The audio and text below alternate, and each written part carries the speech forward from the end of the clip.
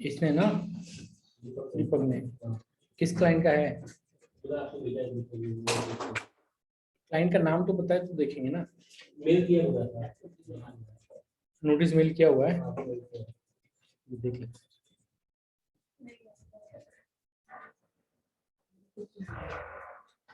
चलिए वापस आ जाए हम लोग आगे। सब लोग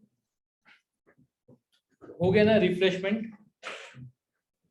चलिए कंटिन्यूस करते हैं हम लोग। थोड़ा सा ना हम अब 2x से बढ़ेंगे। हाँ, फास्ट फॉरवर्ड वाला जो है ना, उसमें 2x वाला मैं मोड चालू करता हूँ। थोड़ा सा हम लोग ध्यान देंगे, धीरे धीरे प्रैक्टिकल जब चीजें करेंगे ना तो और क्लैरिटी आती जाएगी। बेसिक अंडरस्टैंडिंग हमारा थोड़ा सा क्लियर हो जाना चाहिए, क्योंकि हम अब ITR फाइलिंग के मोड में जा रहे हैं। ठीक है, 80+ वाला ग्रुप हो गया। अभी देखिए यहाँ पर ना नोट्स लिखा हुआ है, the rate of surcharge and health and education cess are the same under both tax regime. ये हायर एजुकेशन एंड हेल्थ के लिए सरचार्ज है, जो हमने बताया ना 4% है, वो दोनों भी रिजीम में, whether it is new regime whether it is old regime, मतलब जो भी टैक्स कैलकुलेट करेंगे उसका 4% हमें सेस देना होता है। यहाँ पर सेकंड है ना, एक रिबेट दिया हुआ है, ये इंपॉर्टेंट है। और ये कैसा ना 99% टाइम ना ये ऑटो कैलकुलेट हो जाता है विद द सिस्टम। अगर आपकी अर्निंग टोटल इनकम ना लेस देन 5 है तो आपको ना 12,000 अप टू 12,500 का रिबेट मिलता है अंडर सेक्शन 87A। ठीक है, समझा आप लोगों को? और जैसे ही आपका इनकम 5 लाख के 1 रुपया भी ऊपर जाएगा ना, ये रिबेट के लिए आप लोग एलिजिबल नहीं रहते हैं। अब एग्जांपल से समझते हैं। जैसे मनीषा, आपका इनकम है 4,79,000। हाँ, टैक्स कैलकुलेट अगर करेंगे तो क्या आप बताएंगे कितना टैक्स आएगा? 4,80,000 कर लेते हैं। चलिए सब लोग थोड़ा थोड़ा सा हेल्प करिए। अमाउंट नहीं आएगा तो रेट बताइए।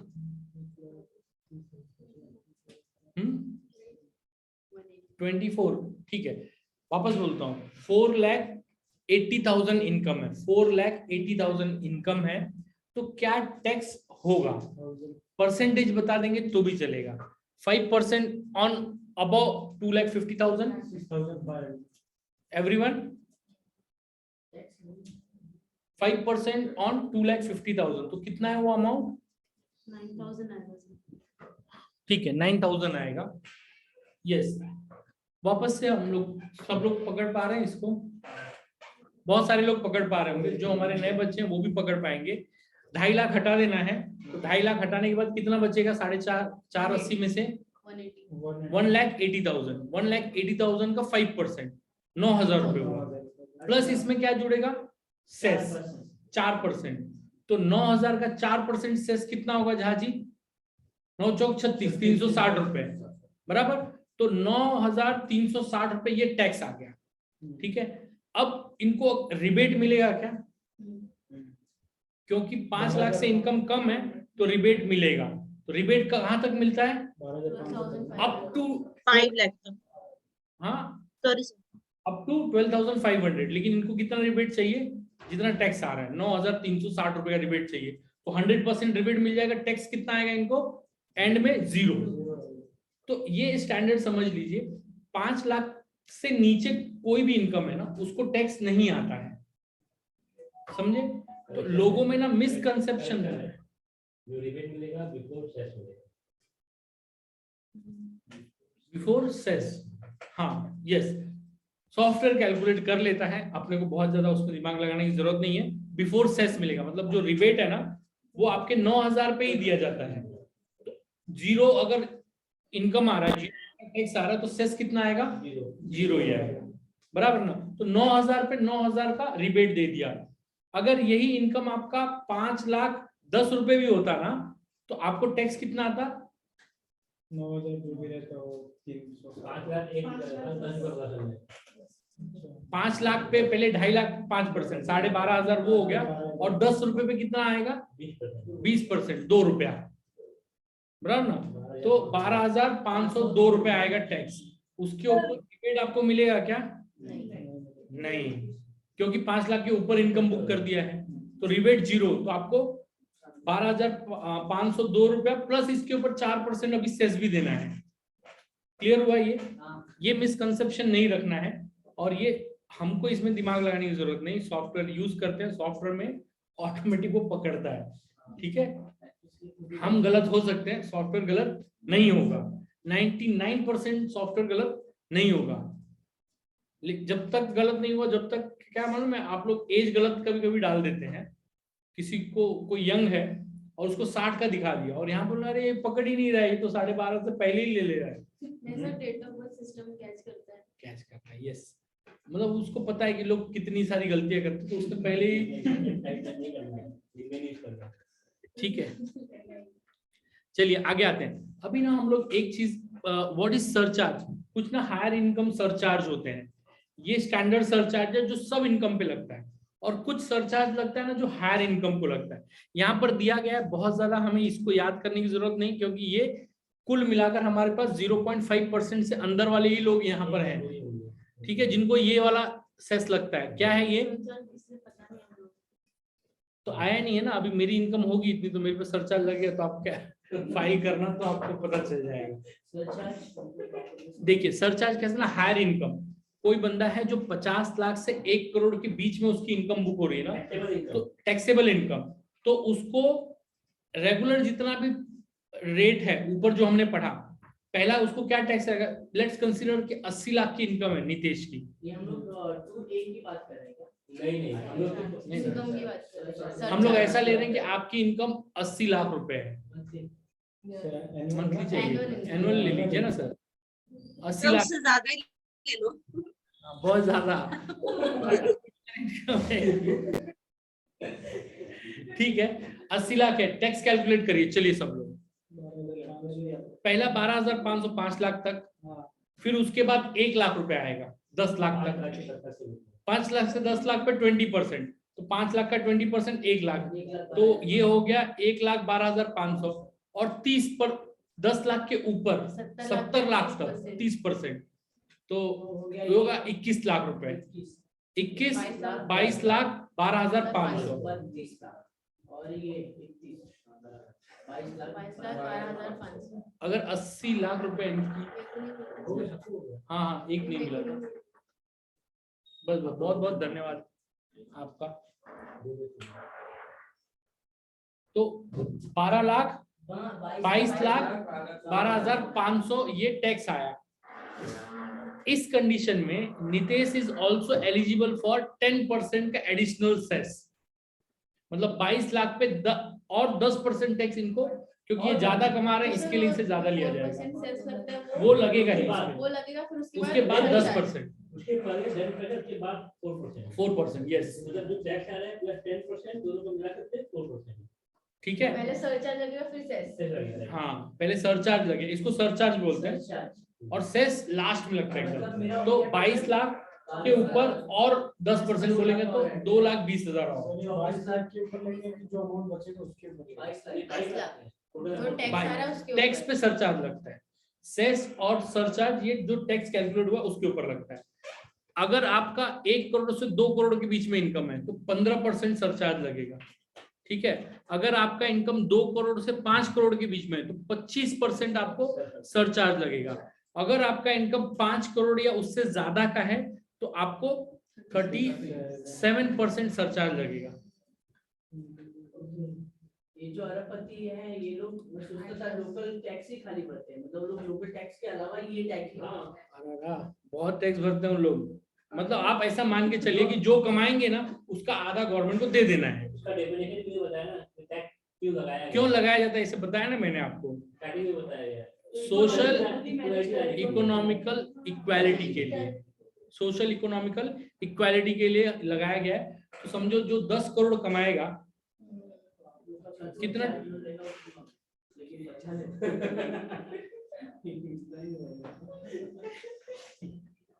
ग्रेड 1 पे आने वाला आदमी कितना डर रहा है। अभी आपको बताया ना फ्यूचर इनकम पे कोई टैक्स नहीं है, भविष्य में कमाने वाले पे अभी टैक्स कैलकुलेट नहीं करना है आपने। जो जमी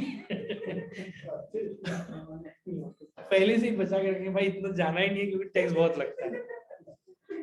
सिंपल है। हम लोग ने ना आज से 4 साल पहले ना एक आनंद रंगनाथन करके ना एक क्लाइंट था, जिसका किसी एक तरीके से ना हमारे पास एक आईटीआर आया था।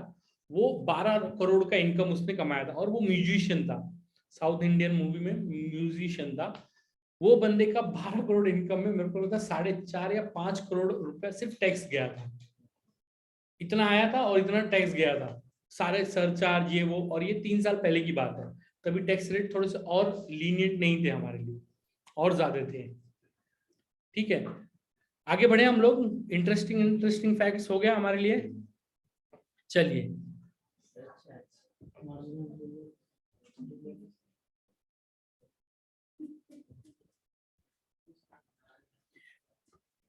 क्या देखना है हमें? Marginal relief. ये बहुत ज्यादा इंपॉर्टेंट नहीं है। देखिए, एजुकेशन सेस है ना, हेल्थ एंड एजुकेशन सेस 4% जो हमने अभी बताया, तो ये सबसे लास्ट में लगता है। ठीक है, आगे बढ़ते हैं। Investment payment income on which get tax benefit. फटाफट करते हैं इसको। ठीक है, चलिए, ये आप लोग देख रहे हैं सेल्फ ऑक्यूपाइड और लेट आउट। अभी हमने बोला HRA 24B। 24B क्या है? House rent interest, house loan interest, home loan interest. Home loan interest को 24B में लेते हैं। और हमने बोला ना 24B2 वो था हमारा standard deduction on rent income. ठीक है, तो यहां पर देखिए, ठीक है, ये स्लैब ना सारा अलग अलग दिया है, तो मुझे ये कंफ्यूजन से दूर रखना है। तो हम क्या है ना, जो भी अर्निंग करते हैं ना, जो भी हमारा टैक्स कैलकुलेशन रहता है ना, after getting exemption benefit, tax exemption benefit. तो टैक्स एग्जम्पशन बेनिफिट जो है ना, मेजरली 3 टाइप्स के हैं। एक है डिडक्शन अंडर चैप्टर 6A, इसको हम लोग डिटेल में थोड़ा सा आगे समझेंगे। और इसके ऊपर है ना स्टैंडर्ड डिडक्शन है। तो गवर्नमेंट ने क्या किया ना, बहुत सारा कंफ्यूजन होता था, तो उसको सब क्लब करके क्या बोला कि स्टैंडर्ड डिडक्शन हम आपको 50,000 दे देंगे। कोई भी सैलराइड इंडिविजुअल होगा वो 50,000 रुपए अपने टैक्स में कम देना, हमको अपने इनकम में 50,000 छुड़वा लेना। पहले ये अलग अलग था, पहले 15,000 रुपया कन्वेंस अलाउंस था, बहुत सारे ऐसा अलाउंसेस थे। तो ये सारे अलाउंसेस को क्लब करके एक हो गया स्टैंडर्ड डिडक्शन 50,000 रुपए का। इसके अलावा क्या मिलता है हमें? अगर हम कोई होम ओनरशिप कर रहे हैं, कोई घर खरीदा है, उसके ऊपर लोन भर रहे हैं, तो लोन जो भरते हैं उसका जो इंटरेस्ट होता है ना, इसको लॉस कंसिडर किया जाता है। तो इनकम फ्रॉम हाउस प्रॉपर्टी में इस इनकम को लॉस इनकम कंसिडर करेंगे, और इसको अप टू 2 लाख रुपीस हम एग्जम्पशन में ले सकते हैं अंडर सेक्शन 24B। पता है ये हमें सेक्शन बताना पड़ता है। ठीक है, कि कितना हम ले रहे हैं। अच्छा, पहले घर पे कितना है? 2 लाख। दूसरे होम लोन पे ये थोड़ा सा ट्रिकी रहता है। ठीक है, किसी ने एक साथ 2 होम लोन ले रखा है, पहले होम लोन पे उसको 24B में मिलेगा, दूसरे जब होम लोन पे रहेगा ना, तो उसको पहले होम लोन का स्टेटस बताना पड़ेगा। दोनों एक साथ, वो लेट आउट किया रहेगा या डीम लेट आउट किया रहेगा। तो पहले होम लोन में वो जब लॉस क्लेम कर रहा है, तो उससे इनकम भी उसको बुक करना पड़ेगा। अगर इनकम बुक कर रहा है तो सेकंड होम लोन का पूरा इंटरेस्ट उसको वेव मिल जाएगा। टेक्निकल पार्ट नहीं है ये, जब हमारे सामने ऐसे कुछ आएंगे उदाहरण, तो हम लोग इसको करेंगे एग्जीक्यूट, तो अपने को समझ में आ जाएगा। अभी फिलहाल ये बहुत रेयर केस में होता है, कोई बंदे के पास 2 होम लोन चल रहा है, ये धुरंधर कम होते हैं। 2000 की लिस्ट में हमारे पास 5-6 ही होंगे जिनके पास 2 होम लोन होगा, नहीं तो यूजुअली लोगों के पास एक ही होम लोन रहता है। ये 2 होम अभी लोन recently ऐसा रूल है कि एक मतलब है मेरे पास, सभी ऐसे पड़ा है। अब 5 ही है ना प्रिया जी? हाँ, मतलब मैं भी वही बोल रही हूँ, 1-2 लोग है सर ऐसी। हाँ हाँ है, मेरे को पता है, आई ऑल्सो नो कि ऐसे लोग हैं। ठीक है, अभी सिंपल है कि होम लोन इंटरेस्ट, अगर आपका सैलरी है और आपने होम लोन ले रखा है, तो होम लोन में अप टू 2 लाख इंटरेस्ट, जितना आपको इंटरेस्ट मिलता है वो, या ज्यादा से ज्यादा 2 लाख रुपए का इंटरेस्ट आप क्लेम में ले सकते हैं। सेक्शन क्या है उस क्लेम का? 24B याद करने की कोई जरूरत नहीं, कहीं भी मिल जाएगा, पढ़ने के लिए आप लोग पढ़ते रहिएगा, ठीक है। अब आते हैं नीचे डिडक्शंस, अब इसको फटाफट कर लेते हैं। Special deduction under chapter 4 6A मिला आप लोग को? 6A देखिए, ATC, ATCCC, ATCCD, जहां पे ATC आए ना हमारा मतलब वहां पर रहता है। ATCCC और ATCCD ये बहुत कम पोर्शन में आता है हमारे सामने। ATC में क्या क्या आता है आप लोग देख लीजिए। डिडक्शन नौमा जी बता रही थी, अच्छे से बता रही होंगी ऐसा मैं मानता हूँ। लाइफ इंश्योरेंस, प्रोविडेंट फंड, हाँ सर्टन इक्विटी, ELSS जिसको हम लोग बोलते हैं, equity link saving scheme, tuition fee of childrens, national saving scheme. अच्छा आप लोग ये जानते हैं ट्यूशन फी दिया है, एजुकेशन फी नहीं दिया है। आप लोग यहाँ पर मतलब जिसके घर बच्चे होंगे वो लोग ही क्लेम कर सकते हैं। जो SSC जिनके घर बच्चे होंगे वो लोग जितना फीस भरते हैं ना बच्चों का, वो 2 पोर्शन में आता है। एक में ट्यूशन फी लिखा रहेगा और उसमें बाकी admission fee, donation fee, development फी, घुमाने का फी, कंप्यूटर फी, लाइब्रेरी फी, वो सब। तो जिसमें ट्यूशन फी का जो पोर्शन है ना वही एग्जम्पशन मिलता है ATC में। फिर होम लोन प्रिंसिपल, हम लोग होम लोन भरते हैं ना तो जो हमारा EMI जाता है ना उसमें 2 भाग होते हैं, एक प्रिंसिपल होता है और एक इंटरेस्ट होता है। इंटरेस्ट कहाँ एग्जम्पशन में मिलता है? 24, पता है था ये आपको। और जो प्रिंसिपल है उसको किस में क्लेम कर सकते हैं? ATC में। ATC में क्या होता है आप बताइए शाहजी? ATC बराबर ट्यूशन फीस,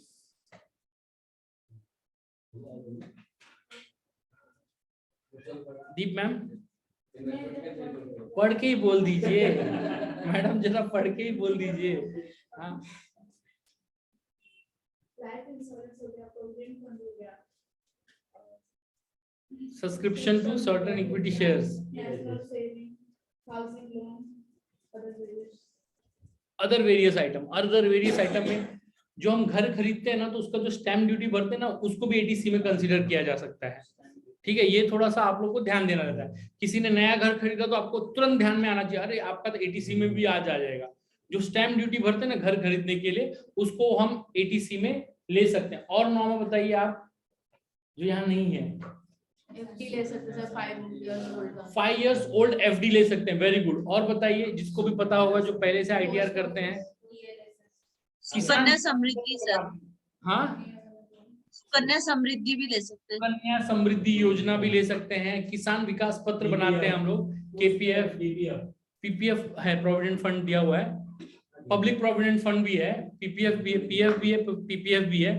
और किसान विकास पत्र आप लोग जानते हैं? हाँ सर सुना है। हाँ KVP होता है किसान विकास पत्र। ये सब ना पोस्ट ऑफिस में FD होती है। कोई भी FD बैंक में 5 साल से ज्यादा की कराएंगे तो उसको ATC में ले सकते हैं। चाहे टैक्स सेविंग हो चाहे नॉन टैक्स, 5 साल के ऊपर हो तो टैक्स सेविंग में ले सकते हैं, सिंपल। चलिए ATCC क्या है? एन्युटी प्लान ऑफ LIC और other insurance towards pension scheme. मतलब कैसा है ना, बहुत सारी ऐसी स्कीम्स होती है ना जहां पर इन्वेस्ट करेंगे ना तो वो आपको पेंशन देती हैं रिटायरमेंट के लिए, रिटायरमेंट के लिए। वो अबव 60 देती हैं आपको पेंशन। तो इसमें जो भी इन्वेस्टमेंट आप करेंगे इसको एन्युटी प्लान बोलते हैं। क्या बोलते हैं? आपके पास है? नहीं, एन्युटी प्लान होना चाहिए सबके पास। बनाइए एक एन्युटी प्लान, एक फॉर्म भरो इनका एन्युटी प्लान का। कितना है अभी आपको? 5,000 का कम से कम करना पड़ेगा।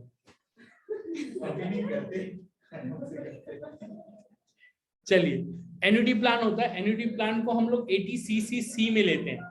फिर इसके बाद होता है एक ATCCD। ये क्या होता है? Pension scheme of central government. Central government के जो एम्प्लॉय होते हैं ना ये अपार्ट फ्रॉम ऑल दिस अलग से भी एक पेंशन फंड में इन्वेस्टमेंट कर सकते हैं। लेकिन ये सारा इन्वेस्टमेंट कहाँ कंसीडर होता है? ATC में, जहां का अपर लिमिट है 1,50,000। चाहे आप 5 लाख जमा करें, ये सबको मिलाकर आपको बेनिफिट कितने का मिलेगा? 1.5 लाख का ही। 1.5 लाख। क्लियर हुआ सबको? ये कितना भी जमा कीजिए LIC में आपको बेनिफिट कितने का मिलेगा चाची? 1.5 लाख का। क्यों 2 लाख का मिलेगा? इनके कब LIC चालू मोदी किए? जी को निकल दिए हैं। हम लोग को पता ही नहीं चला हम LIC चालू किए। ये मार्च मास से चालू था। SIP भी चालू कीजिए 5,000 रुपए का। चलिए आगे बढ़ते हैं। अभी ना 80CCD क्या होता है ना, apart from national pension scheme में ना 80CCD CCD 1B और CCD 2 तो ये भी सर Reduction इसका towards additional the- benefit मिलता है कि बस नहीं यार CCD में एम्प्लॉयर बेनिफिट हुआ है।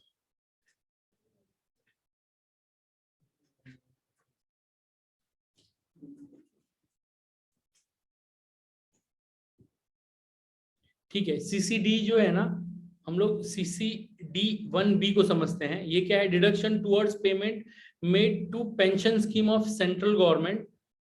नेशनल पेंशन स्कीम में deduct executing deduction claim under section CCD up to 50,000। क्या है, हर एक इंडिविजुअल ना 80C में जितना बेनिफिट था उसने ले लिया। अब कोई इसके अलावा बेनिफिट कहाँ लेगा? तो नेशनल पेंशन स्कीम होती है एक, उसमें 50,000 तक बेनिफिट ले सकता है। भले उसमें 1 लाख भरे वो, लेकिन उसको मैक्सिमम बेनिफिट 50,000 मिलता है। ठीक है। ये जो भी डिडक्शन हम लोग देख रहे हैं ना, ये सब लोग आप लोग ध्यान दीजिएगा कि टोटल इनकम कैलकुलेट करते हैं हम लोग, उसको एक जगह लिख देते हैं। उसके बाद ये सारे डिडक्शन को कैलकुलेट करते हैं, उसमें से माइनस करते हैं, फिर जो बचता है उसको बोलते हैं taxable income, net taxable income. और फिर इसके ऊपर वो स्लैब रेट लगता है, और फिर उससे जो आता है उसके ऊपर सेस जोड़ते हैं या सरचार्ज जोड़ते हैं, और उसके बाद जो आता है उसको हम बचाते हैं। फिर इसमें बेनिफिट आता है TDS का। ये सारा कैलकुलेट करने के बाद जो बचता है ना, उसमें फिर TDS को ऐड करते हैं कि TDS तो एडवांस में कट चुका था। समझ पा रहे हैं नीतीश जी आप? चलिए, CCD नेशनल पेंशन स्कीम है, मतलब अपार्ट फ्रॉम 80C ये एक बेनिफिट है अगर कोई इन्वेस्टमेंट कर रहा है। यूजुअली ये कौन बेनिफिट अवेल करता है ना, जिसकी इनकम 10 लाख से ऊपर है। समझे आप लोग? हमेशा से ये याद रखिएगा कि 80CCD कौन यूज करेगा? जिसकी इनकम 10 लाख से ऊपर है, क्योंकि पहले 1.5 लाख ही तो इन्वेस्ट करता है ना आदमी। जब 1.5 लाख से बचेगा तब तो आगे इन्वेस्ट करेगा। और ये हर साल 50,000 हर साल 50,000 है। ठीक है। अभी एक CCD है, ये गवर्नमेंट के लिए होता है, अदर्स के लिए भी है ये। एम्प्लॉयर जो एम्प्लॉयर होगा ना वो डिडक्ट करेगा, वो डिडक्ट करेगा तो बेसिक सैलरी का 10% मिलेगा।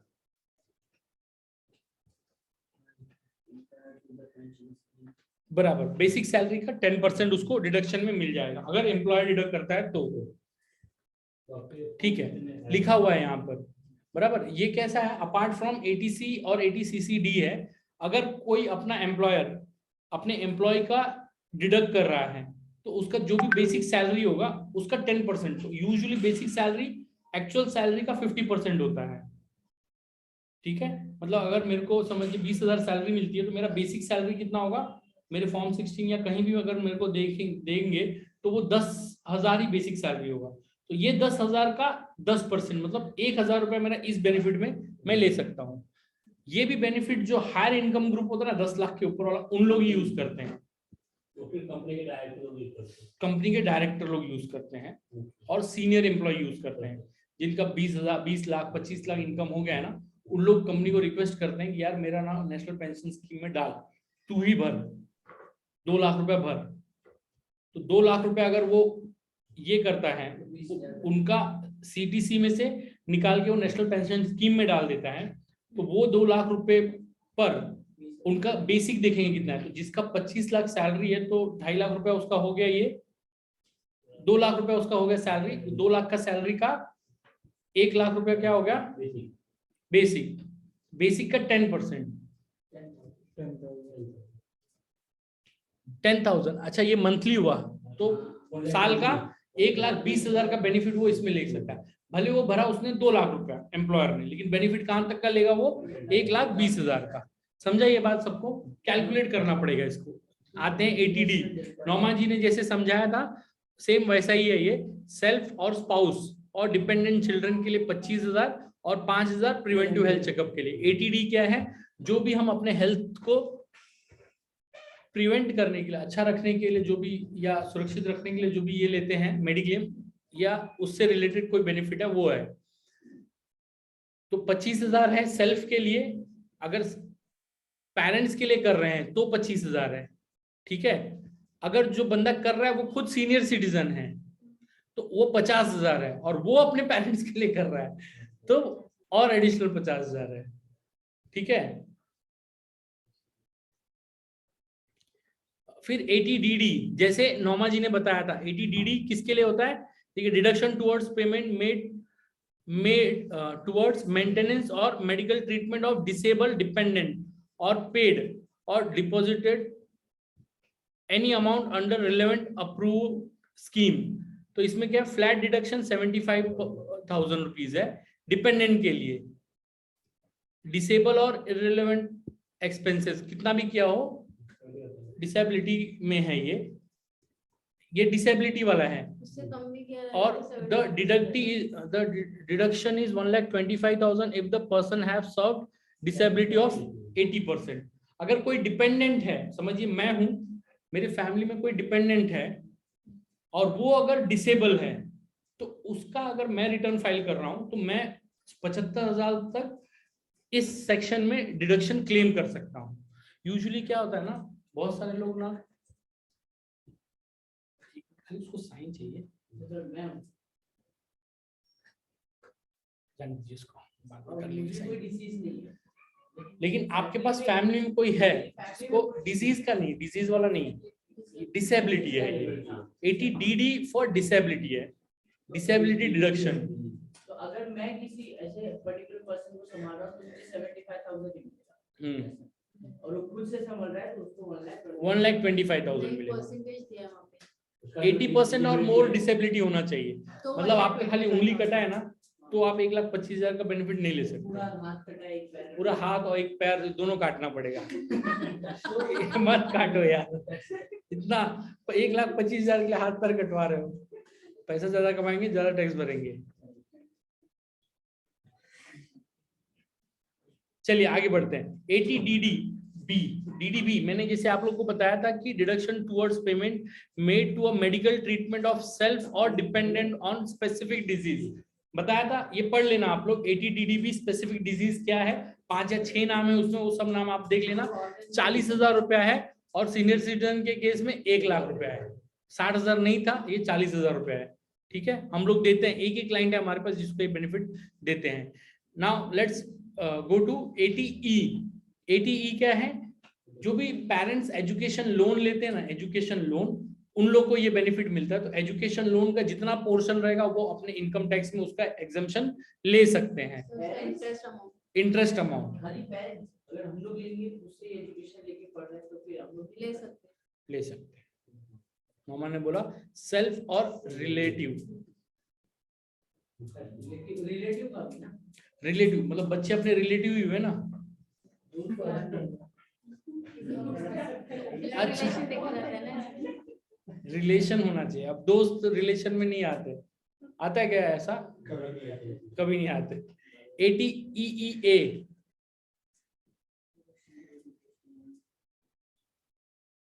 ये ना 1.5 लाख का एडिशनल बेनिफिट है, available only to individual towards interest payment made on loan taken acquisition residence house first time the loan is sanction between, अच्छा 2019 से 2022 के बीच में जिन्होंने लोन लिया है उन्हीं के लिए है, बाकी लोग के लिए नहीं है।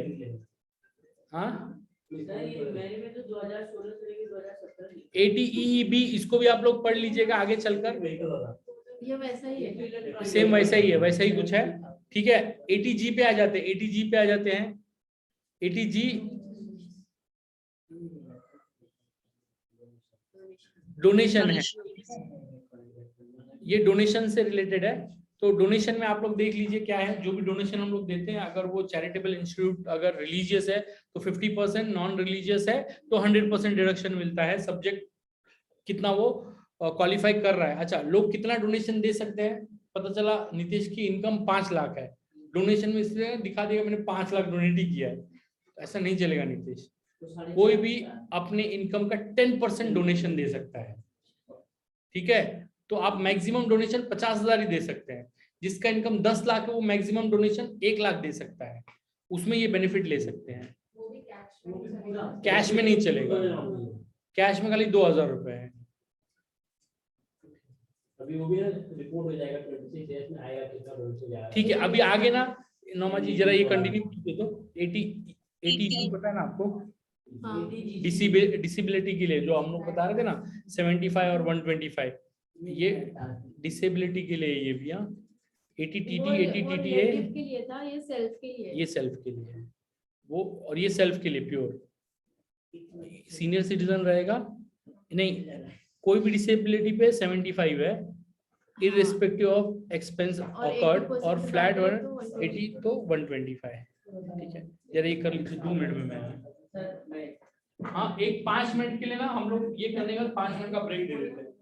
हाँ नहीं मैं टीटीए भी ए बता नमा, हाँ अरे सर को समझाओ, क्या? ये समझाओ 6 बज गया। 5 मिनट break दे रहे हैं अभी। हमने घर जाना है क्या? वहाँ वाले 6 बजे तक ही वर्किंग करते हैं, 10 से 6। अंधेरा हो जाता नहीं मैं वहाँ पे। GGC, ये तो नया सेक्शन आया sir. Deduction towards donation made to political party और इलेक्टोरल ट्रस्ट। 80 GGC, इसका क्या है? Deduction towards donation made to political, इसका ये नहीं दिया हुआ है छोड़ अमाउंट। दे, सर ने बोला ठीक है, टीटीए से बता। 80 TTA सारे को अपनी पहले नहीं करते थे, अभी ये साल से इम्प्लीमेंट हो गया 10 बेबी फॉर्म का। कितना भी डोनेशन देंगे उनको इसका डिटेक्शन फाइल होता है, ये इनको फाइल करना है एवरी ईयर। अब से ना ये फाइनेंशियल ईयर है सबको, जो कोई डोनेशन देता है सबको 10 बेबी फॉर्म भरना है। उसमें हर कितना लोग जैसे पैन नंबर डालना है, उसका नाम डालना है, कौन से स्टेट से डालना है, अमाउंट डालना है, तो उनका वो रिपोर्ट होगा 26 ईयर में। नहीं मैं जल्दी खत्म कर, विनमैन ने अपना मेन फोकस, सेशन चालू है ना, इसलिए मैं चुप हूँ। विनमैन मेन फोकस है। आ जाना घर पे ही हो। सर वो थक गई होगी, इसको रेस्ट करना होगा, कब से बैठी है।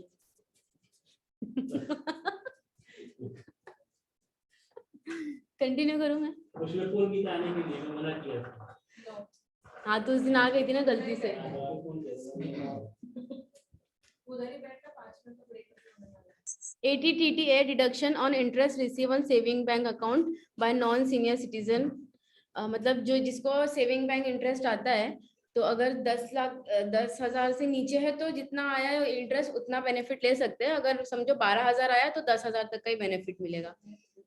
नहीं, ये नॉर्मल के लिए, सीनियर सिटीजन के लिए है आगे TTB में। Deduction on interest receive on deposit by resident senior citizen, मतलब इंटरेस्ट इनकम आया है, चाहे वो सेविंग बैंक हो या FD से आया हो, 50,000 तक का बेनिफिट ले सकते हैं। और PTA में से FD से आएगा तो नहीं ले सकते, उसमें खाली सेविंग बैंक का ही ले सकते हैं।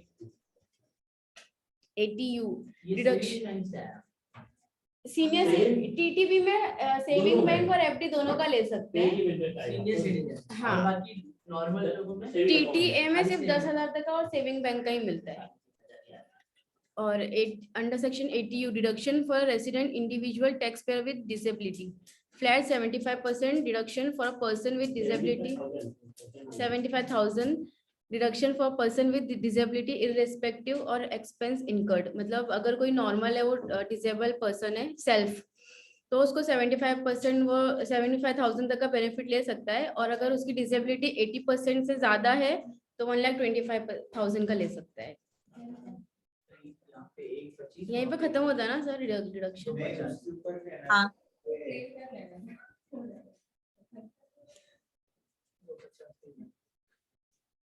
एक इंसान इतना सारा डिडक्शन नहीं क्लेम कर सकता।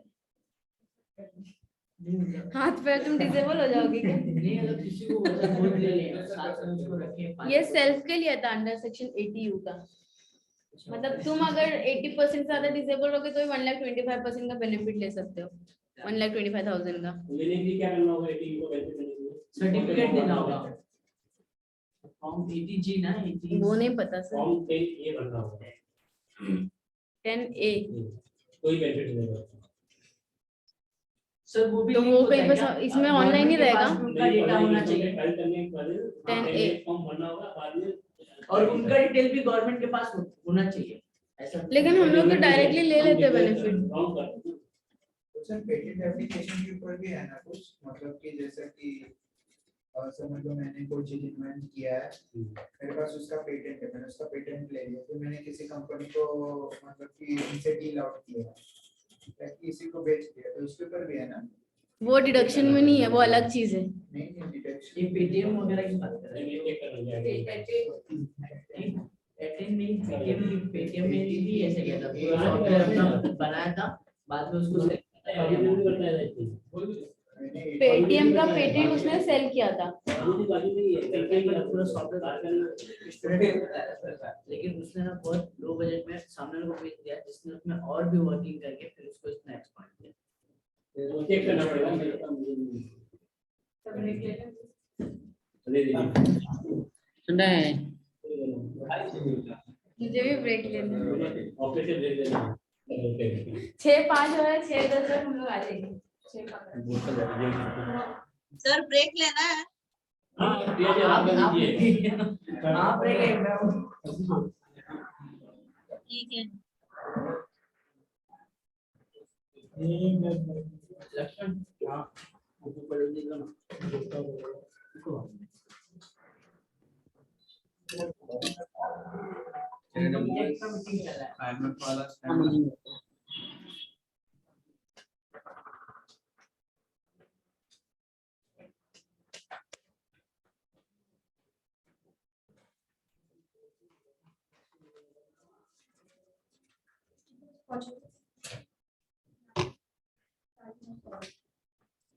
Excuse me.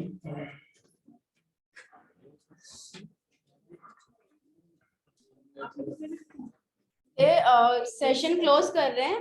इसके आगे का सेशन अब वेडनेसडे को फर्स्ट हाफ में रहेगा। हेलो प्रिया, खुशीनगर टीम सुन पा रहे हैं आप लोग? Thank you. आई अभी के लिए क्लोज कर रहे हैं हम लोग सेशन। वेडनेसडे को ना फर्स्ट हाफ में इसके आगे से कंटिन्यू करेंगे 12 to 2। और 12 to 2 का 1 to 2 1 to 2 हो जाता है। इस बात में ये आप सब लोग ना जो वेबसाइट बताई गई है ना, वहाँ पे जाके ना सेल्फ स्टडी कर लीजिएगा ये 1 2 3 दिन, और जो भी क्वेश्चंस है ना आप लोग डिराइव कीजिए। हम लोग जब नेक्स्ट टाइम मिल रहे हैं ना तो मैक्सिमम क्या करेंगे ना, प्रैक्टिस चीजें करेंगे, मतलब कंडीशंस देंगे उसकी 5 इतना सारा कमाता है, इसका टैक्स बताओ, पका दिए। रहेगा ये सारा सॉरी, मतलब आदमी है 5 घर है, एक घर में रहता है, 4 घर से रहता है। मत क्या करो, वहाँ भी गलत कमेंट करते टाइम पे, खाने के टाइम पे संडे को क्या क्या गलत कर दिया मुझे तो याद ही नहीं चल के कौन था नितेश था तू? मैं था लेकिन गलती भूल जाओ चाहे इतने पे कमेंट मारना हाँ आपके पास अंदर मत बताओ, मुझे याद नहीं है। साथ में ठीक है, बात तो सीक्रेट्स रहने चाहिए। चलिए आइए आप लोग डिस्कनेक्ट कर दीजिए आप लोग। First comment. नितेश को बंद कर दो, नितेश को बंद कर दो। हाँ हाँ मैं कोई डिस्कनेक्ट